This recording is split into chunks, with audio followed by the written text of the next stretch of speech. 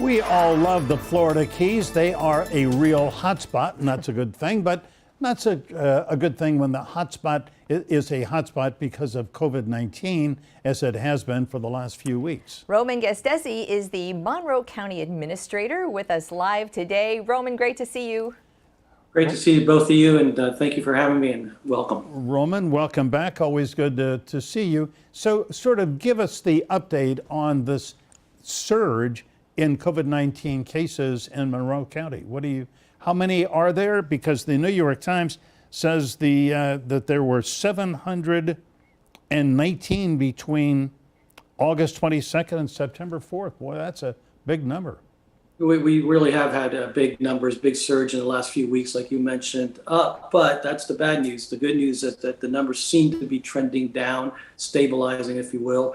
And we certainly hope that trend continues. Now, of course, we're worried about, after all the holiday weekends, we seem to see a jump in cases. So we'll see what happens in about a couple of weeks now. But things seem to be stabilizing. We had a better week this week. I think folks are finally starting to get vaccinated and see what's going on and protecting themselves better. So hopefully that trend will continue.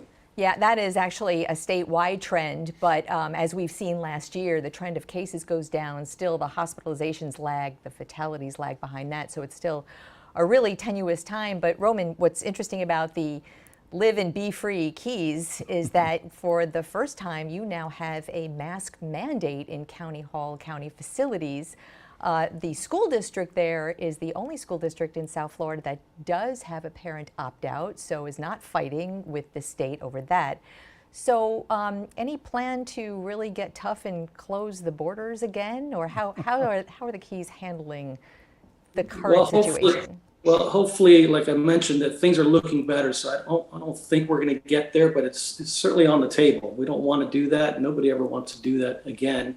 But if this trend continues and things continue to improve, folks can continue to do the right thing, I don't think we'll ever get there. So that's what we're hoping for right now. Yes, like you mentioned, the Board of County Commissioners voted to require people to wear facial coverings inside all the county buildings, libraries, building and permitting facilities. So it seems to be working.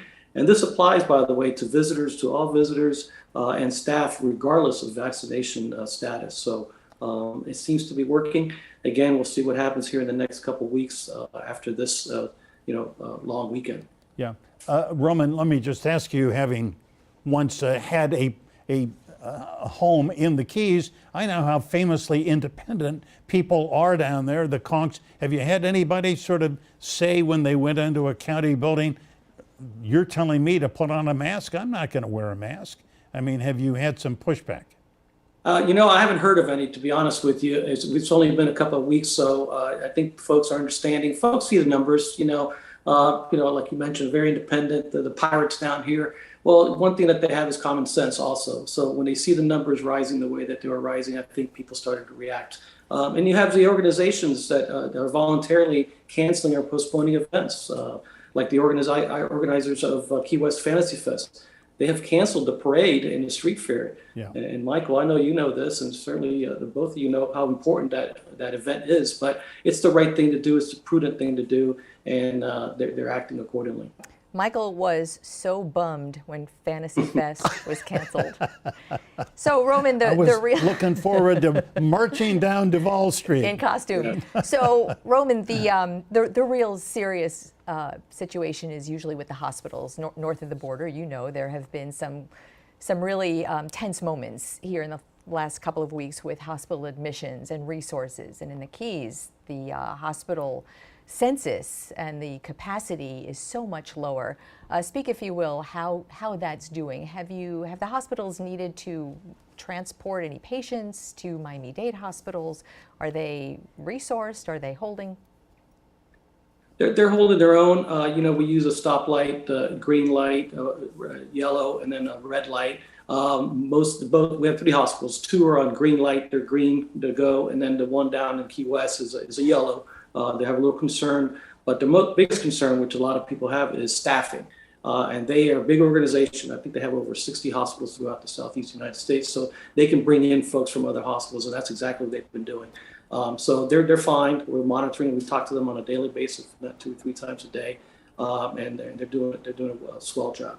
Yeah.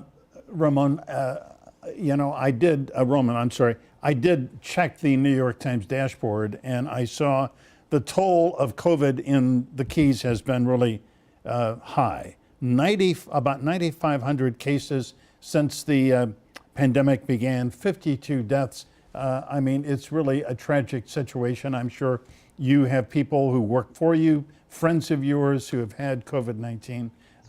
Nobody has escaped.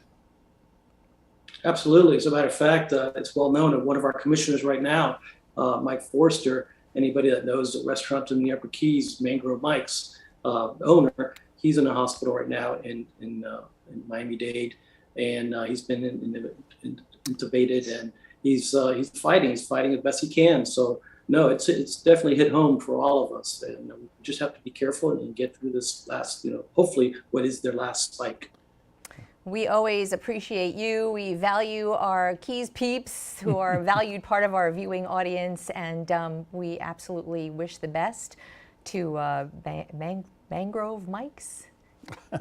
I want to just say that I remember that his facilities do a lot of the feedings of people who need to be fed. I'm very serious when I say, we're thinking of him and you, and we appreciate you being with us today, as always. Yeah, Roman Gastesi, thank you.